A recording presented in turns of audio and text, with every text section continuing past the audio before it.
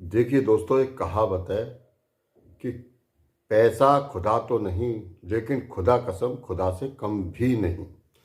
दोस्तों, ये कहावत मैंने इसलिए बोली है कि आज मैं आप लोगों के लिए एक ऐसा उपाय लेकर आया हूँ कि आपने, जब आपके पास पैसा था, आपने जी भर भर के लोगों की सहायता की। आपके पास आपके रिश्तेदार, नातेदार, सब की सब बिना वजह आपके प्रोग्राम में आने के लिए तैयार रहते होंगे, बिना बुलाए आपके पास आने के लिए तैयार रहते होंगे।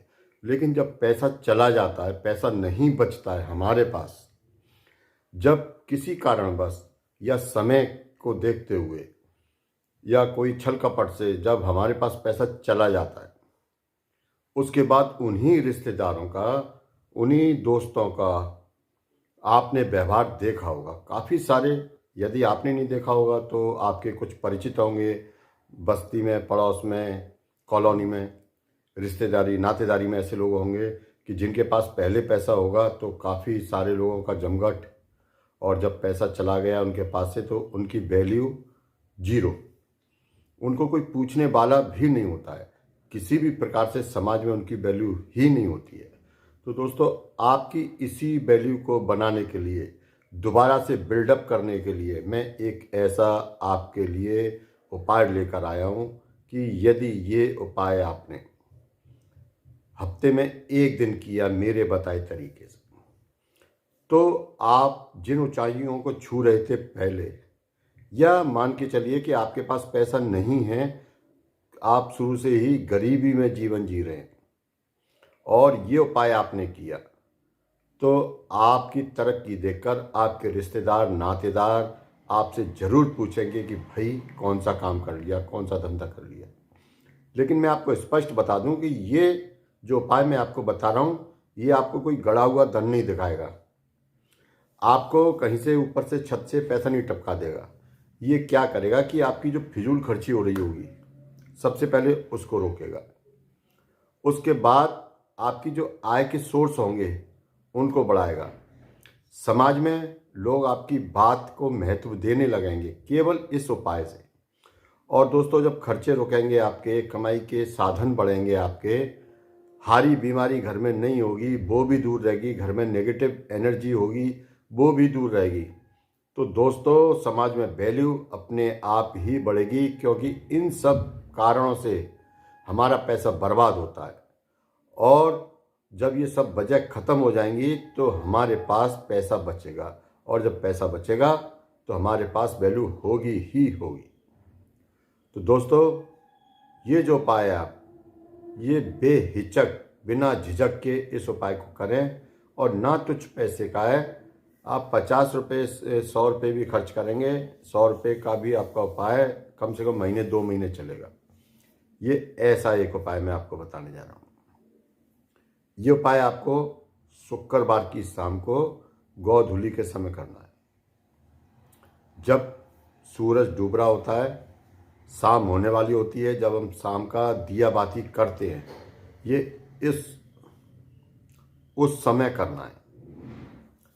तो दोस्तों, इसके लिए आपको कुछ विशेष सामान की ज़रूरत पड़ेगी जो कि आपको बाज़ार से लाना होगा। तो आप सबसे पहले वो सामान बाज़ार से ले आएँ, एक दिन पहले ले आएँ या दोपहर में ले आएँ। तो सामान नोट कर लीजिए, मैं सामान को बोल रहा हूँ, आप सामान नोट कर लीजिए। सफ़ेद गुग्गल, गुग्गल का आपको विशेष ध्यान रखना है, सफ़ेद गुग्गल। दालचीनी, पीली सरसों, लौंग, इलायची, ये सभी चीज़ें आप बाज़ार से ले आएँ। कोई ऐसी विशेष सामग्री नहीं है जो कि बाज़ार में नहीं मिले, पंसारी की दुकान पे ये सारा सामान मिल जाएगा। अब दोस्तों, आप जब ये सामान ले आएँ तो आपको करना क्या है, आप ये दालचीनी को छोड़कर सारा सामान मिक्सी में पीस लें, पाउडर बना लें, कोई दिक्कत की बात नहीं है, और एक उसमें रख लें अलग डिब्बी में। अब जो दालचीनी बची है, दालचीनी का आपको पाउडर बना के अलग रखना है। चाहो तो आप बाज़ार से दालचीनी का पाउडर ले आएँ, और नहीं तो आप घर पे बना लें।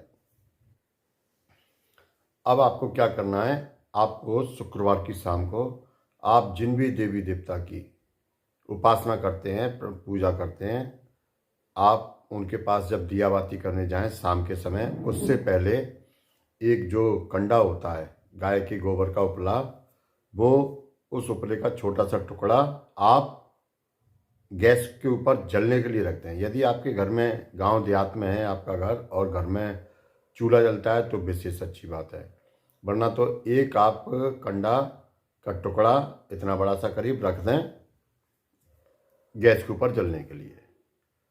तब तक आप अपने जो भी देवी देवता हैं आप उनकी पूजा करें, और जो भी जैसे भी धूप बत्ती अगरबत्ती लगाते हैं उनकी धूप बत्ती अगरबत्ती लगाएं, और उनसे बोलें कि जैसे कि आप हनुमान जी की करते हैं तो हे हनुमान देवता, या जैसे आप माता दुर्गा की करते हैं या भगवान भोलेनाथ की करते हैं तो हे भगवान भोलेनाथ, मैं अपने दुर्भाग्य को दूर करने के लिए माता कामाख्या का ये उपाय कर रहा हूँ, कृपया मुझे आशीर्वाद दीजिए कि मेरा ये उपाय सफल हो और मेरा प्रणाम माता कामाख्या तक पहुँचा दें।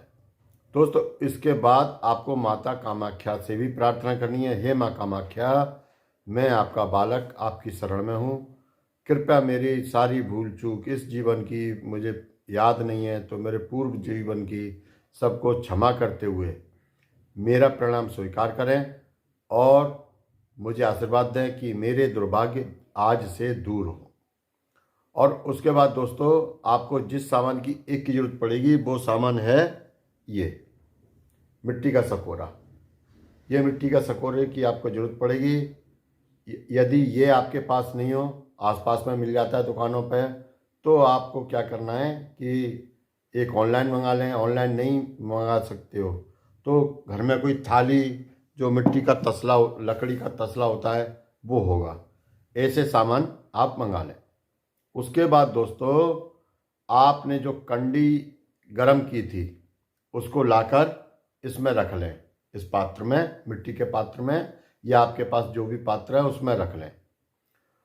और आपके पास जो पाउडर आपने बनाया था वो पाउडर डालें, थोड़ा सा कपूर है तो कपूर डालें, घी या तेल कुछ भी डाल दें।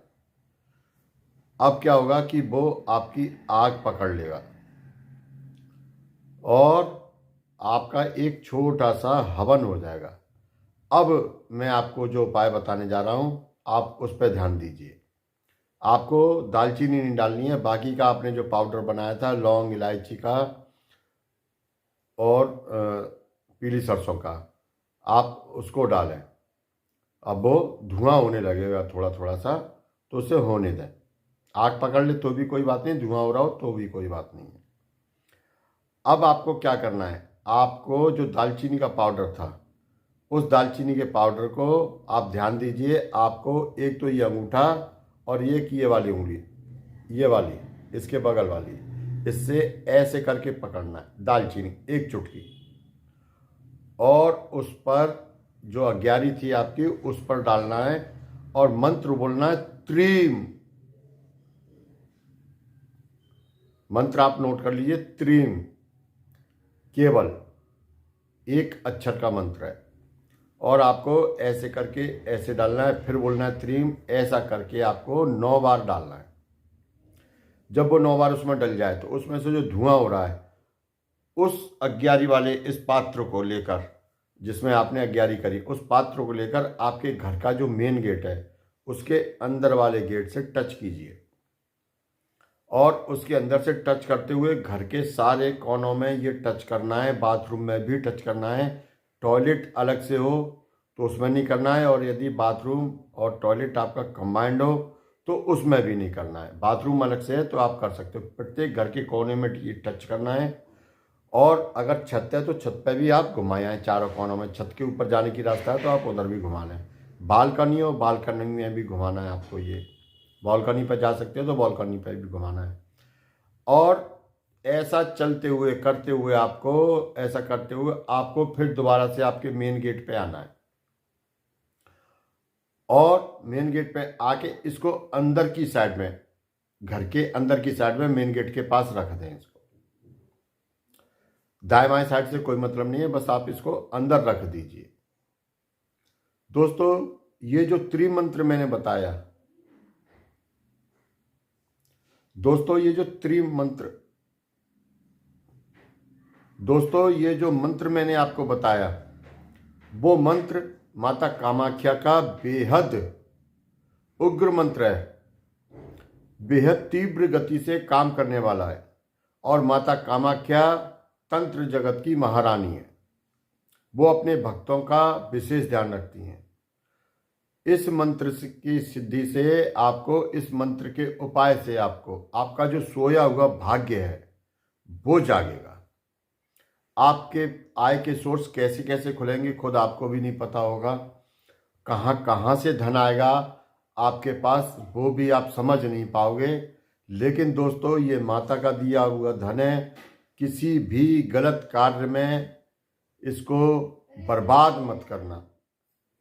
यदि एक बार आपने बर्बाद करने का नंबर लगाया तो फिर आप जीवन में कभी भी दोबारा अपनी स्थिति मजबूत नहीं कर पाओगे।